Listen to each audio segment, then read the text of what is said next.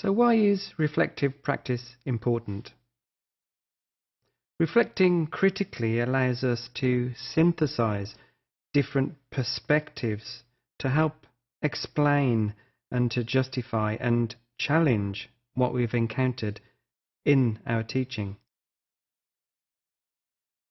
Reflective practice may provide evidence to support our views or our practices, or it may even challenge them. Critical reflection also allows us to analyze what we've learned and how we've learned it, and it enables us to take control of our own development, most importantly. It is in light of these two functions of reflective practice that a great deal of importance is now placed on critical reflection in the process of professional development for teachers. Many teachers already think about their teaching and talk to colleagues about it too. For example, my lesson went very well today is something you'll often hear teachers say, or my students don't seem to understand, or even my students were so badly behaved today. This is a form of reflection. However, without more time spent focusing and discussing what has happened, we may tend to jump to conclusions and look at things quite superficially. We may only notice our reactions and the reactions of particular students in the classroom.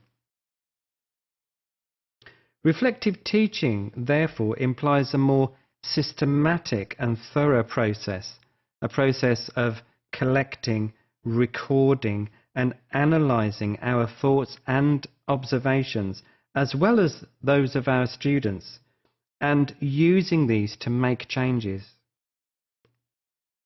If a lesson went well, for example, we can describe it and think about why it was successful. If the students didn't understand a learning point that a teacher introduced in the classroom, we need to think about what we did and why it may have been unclear.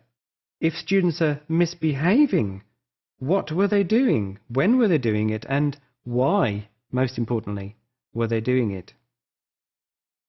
Working in this reflective way allows us to take control of our learning and our development, and allows us to make changes in our practice that will develop our overall competence as teachers.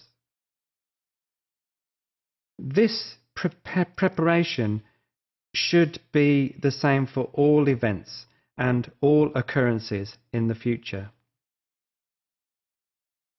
How can reflective practice develop your work further as a teacher? Well, first of all, it can help you address students' needs. It can help you think about the way you have responded to your students and how you can better develop strategies in the future. It can help you work with colleagues more effectively. Reflecting on the way you interact with colleagues can help you create better relationships in the school. This can help you enjoy your work far more.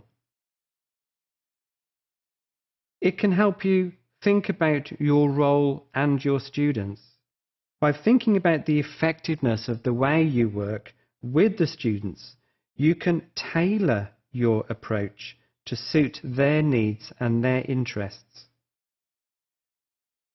You can plan students' learning more effectively by considering the effectiveness of your plans, and this can help you develop new systems for planning and recording information much more in the future. It can help you work more effectively with parents.